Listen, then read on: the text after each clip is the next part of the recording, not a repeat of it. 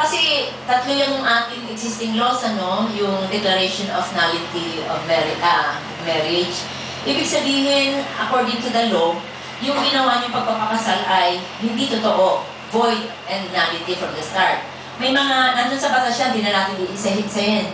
Yung, ano yung shotgun marriage, yan, ano, o kaya yung minor de edad, hindi dumating yung bride o hindi dumating yung groom, obvious naman yun, ano? Null and void yun, nandun sa batas yun. Yung second, yung nasa Family Code, Article 36, yung declaration ng void ang marriage, annulment, no? In essence, annulment. Pinapawalang visa yung marriage. Pero, ang magiging batayan ay psychological incapacity, at yung psychological incapacity ay doon pa sa panahon na sila ay hindi kinakasal.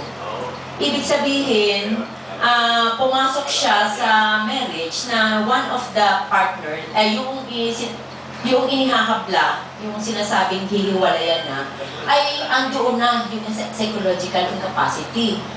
Yung third, legal separation. Ito po, itong legal separation, sa totoo lang, maganda na sana yung mga batayan eh. At in fact, dito sa aming divorce bill, ikikerry yung 10 batayan sa legal separation, pero anong kulang?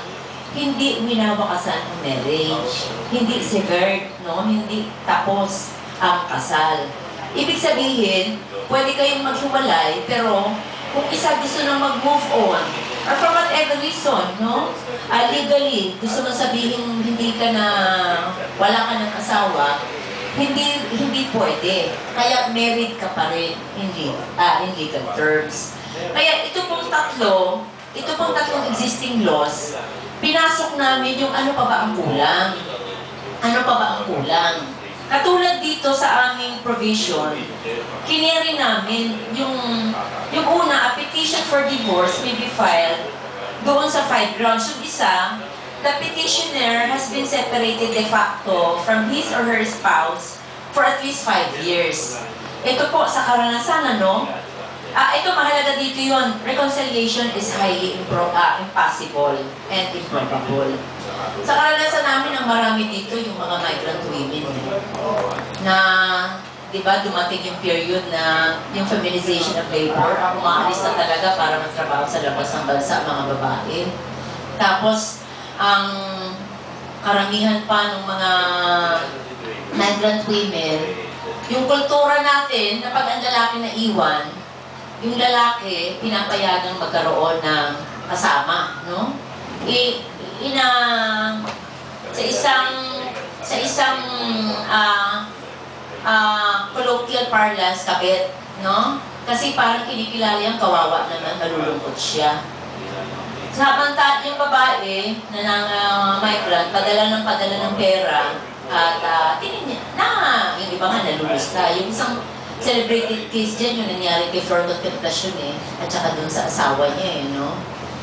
Ngayon, yung maraming migrant women na 5 years na hindi na nagkikita de facto, no? At ang tingin nila, wala na talagang sa relasyon at violated pa yung kanilang marriage dahil nga naghanap na ng iba yung kanyang asawa at gusto na niyang wakasan yun, ano? Yung violation na naramdaman, pwede na siyang mag-file, mag-petition sa isa yun. For yung 5 years, yung second, legally separated, ibig sabihin ng legally separated, nag-file na siya ng legal separation, at least 2 years, pwede na. No? 2 years na siyang legally separated, pwede na ako mag-file ng divorce naman. Kasi ang value noon, pwede nang wakasan yung marriage. No? Sasabihin na hindi na siya legally married. Yung third, when any of the grounds for legal separation ay magdudulot ng irreparable breakdown ng marriage. Kaya ito po, carry no? Yung repeated physical violence or moral pressure, to compel the petitioner to change religious or political affiliation. Yung pinipilit ka, no?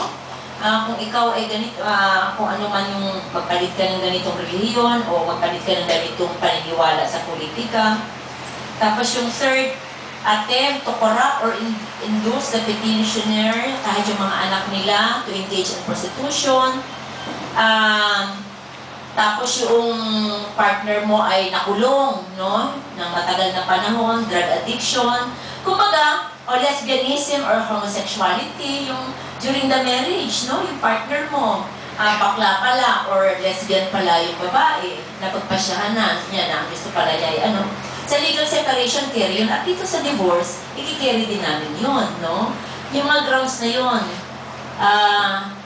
sexual infidelity or perversion, yung nagtataksil, no?